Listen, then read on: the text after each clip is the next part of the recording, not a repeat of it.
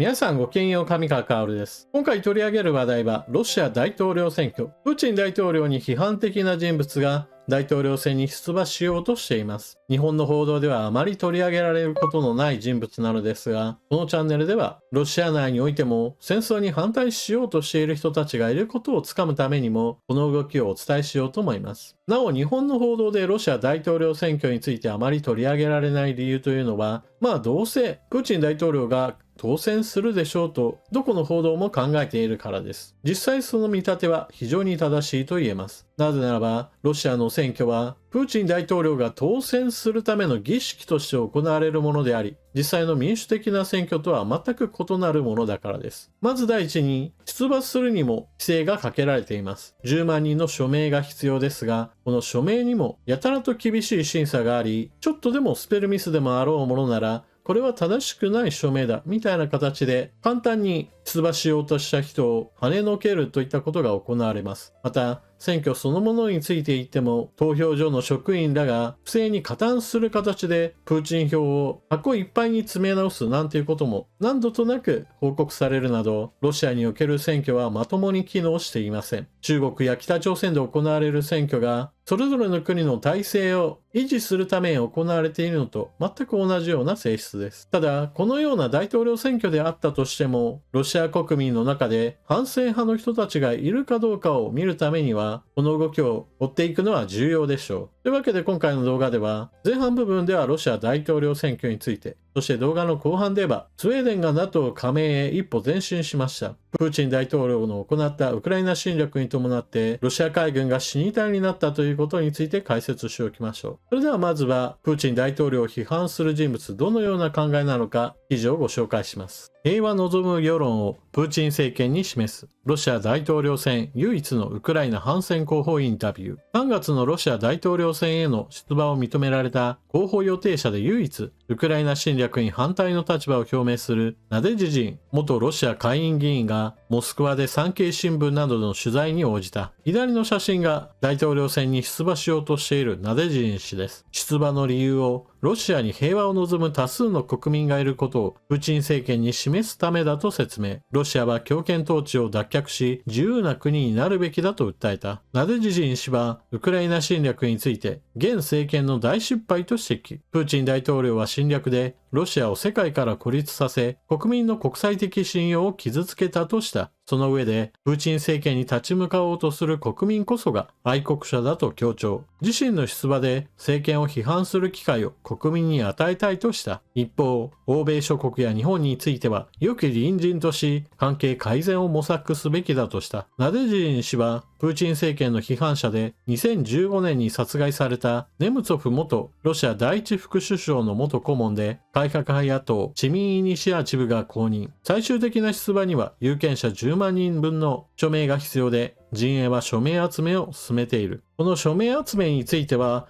10万人の署名を達成したとナデジン氏の表明がありました。多くの人々が非常に寒いロシアの冬の中、行列を作って署名活動に参加しています。ロシア国内ではウクライナ侵攻後、政権や軍への批判が行政罰や刑事罰の対象となるなど、自由な言論をめぐる状況が極度に悪化している。ナデジジン氏は、政権を恐れて署名をためらう有権者も少なくないとしながらも、必要な署名を集められるとの見通しを示した。大統領選では、プーチン氏の圧勝が確実視されており、政権側がナデジン氏の出馬を容認したのは民主的な選挙を形式的に演出するためだとの観測が強い。ただ、候補予定者の登録段階で他の反戦派候補が排除された結果、ナデジン氏は事実上反戦派の統一候補となっており、同氏の得票数次第ではプーチン政権に一定の打撃を与える可能性もある。最低限必要とされる10万人分の署名は集まったのですが、まだ活動を続けるとナデジン氏は述べています。ロシア大統領選挙への参加を決めたナデジン氏は、候補者として登録するために必要な10万人分の署名を集めたと明らかにした。しかし、彼は不完全だと呼び、署名活動の継続を発表した。ナデジン氏の選挙対策本部が説明したのは、大統領選挙の投票用紙に載るためには、火の打ちどころのない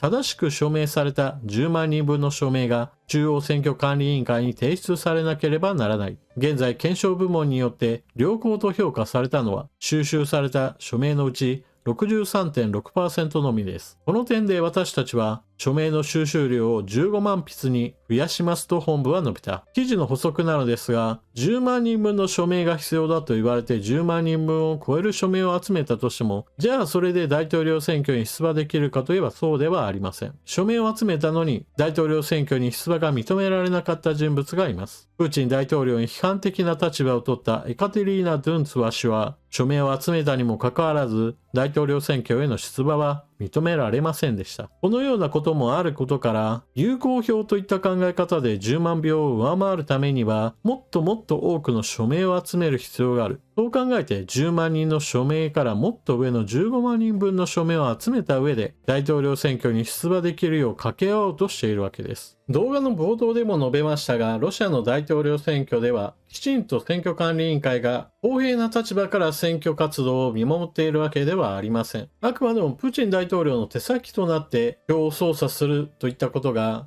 まかり通ってきた面があり、たとえプーチン大統領に批判的な人物が本当に票をたくさん集めたとしても、発表段階ではプーチン大統領が圧勝しましたというような選挙結果を発表するかもしれません。そうした意味では、プーチン大統領が選挙で勝つことそれ自体は覆すのが難しいとは思うのですが、少なくともこうやって署名する人々が集まってきているという事実は、ロシア国内においても決して戦争遂行に賛成している人たちばかりではないことを意味しています。ただ、ロシア国内においては間違った情報伝達だとしてウクライナの戦場で起こっているロシア兵の死について情報発信すると、それを理由として警察に逮捕されたり、もしくはプーチン大統領の進めている侵略活動そのものについて批判的な言動をした場合において職を追われてしまう、刑務所に入れられてしまうなど様々な言論統制がすでに実施されています。ロシアの下院議員の中には強制収容所を復活させてはどうかなどとかなり危険な言動をしている人物などもいて、ロシア国内の言論統制はもっと強化される危険性すらあります。ただ、結局のところプーチン大統領を静止させるためには国民的な動きとして政権を崩壊させる以外にはなかなか手立てはありません。そうした意味では国民がもっともっとこの戦争は続けてはならないと考えるためには、結局のところウクライナの戦場においてロシア軍の死傷者がもっともっと凄まじい数で上がるぐらいのことをしなければ国民の危機感は高まらないように思います。プーチン大統領にとっては国民の命は別にどうでもよくて、彼自身が考えるロシアの勢力拡大、それこそが彼らの目標なのでしょう。そして彼自身の目標に比べれば国家経済の発展や国民一人一人の安心安全な社会などを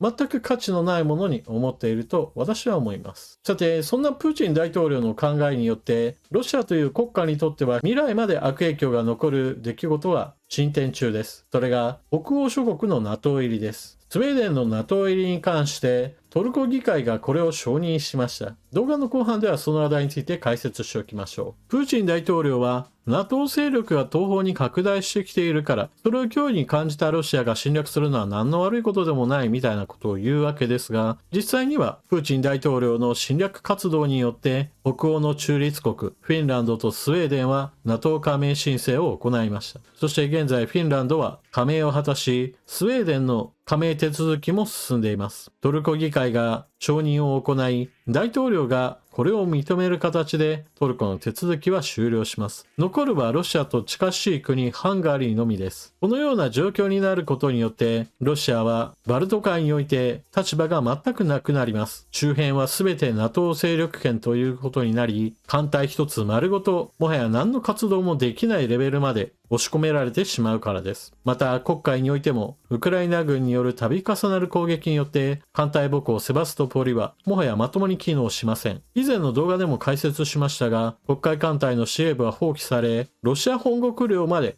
撤退するのではないかと言われています。しかも戦争が終わるまで黒海には新たな軍艦が入ることは許されていません。トルコがボスポラス海峡に通行規制をかけているからです。このような状況を生み出したのはまさにプーチン大統領自身の行いの結果であり、しかもこれはロシアの未来にとっても当然のように悪影響が何十年も続くものとなります。彼の完全な戦略的な失敗だと言えるでしょう。プーチン大統領の行った行動の結果として、ロシア西部、ロシア南部においては、まともにロシア海軍が活動できなくなってしまった。こうした状況を見て、プーチン大統領バカだなと思うのはちょっとお待ちください。というのも、このようにしてロシアの海軍活動が制限される状態というのは、じゃあそれだったら別の方向に行こうという方向転換を招きます。なぜならば、海があるのは西側だけではなく東側にも海があるからです。ロシアの太平洋艦隊を強化する動きへと、いずれは発展することでしょう。そしてこれまで見てきたように、ロシアは核戦力を用い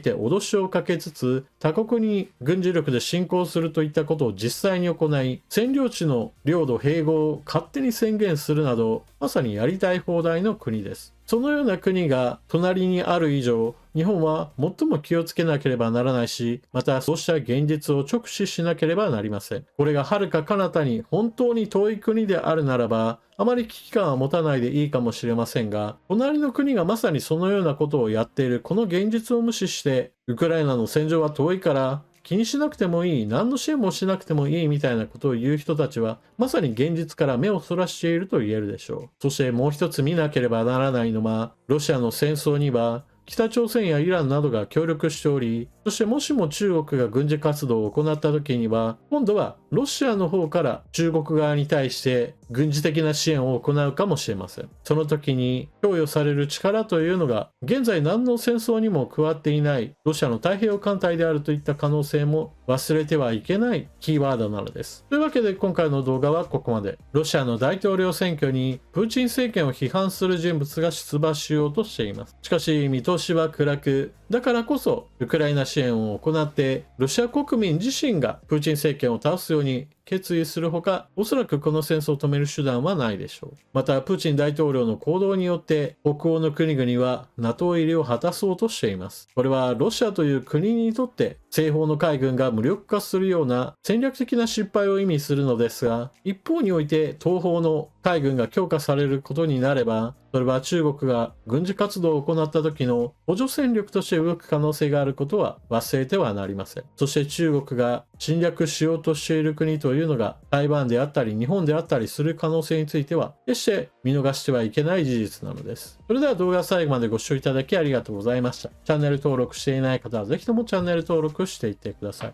そして動画を見よったら評価ボタンのクリックとあなたの感想コメント、また頭の整理整頓に役立ったなという思う方はぜひともスーパーチャットのご利用もよろしくお願いします。それでは次の動画でまたお目にかかりましょう。またね。